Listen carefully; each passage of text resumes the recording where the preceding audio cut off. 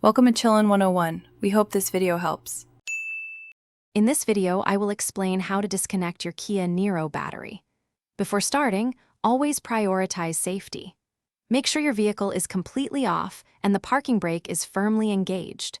Wear insulated gloves and eye protection to prevent any electrical hazards.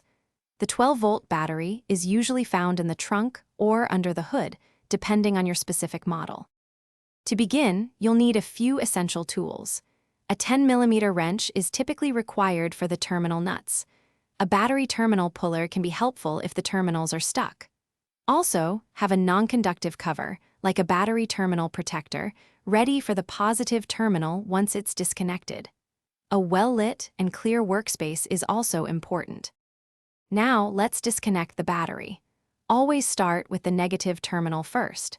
This is a critical safety step to prevent accidental short circuits. Use your 10mm wrench to loosen the nut on the negative terminal, then carefully remove the cable.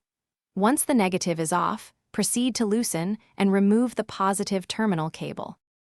After disconnecting, ensure the positive terminal is securely covered to avoid any accidental contact.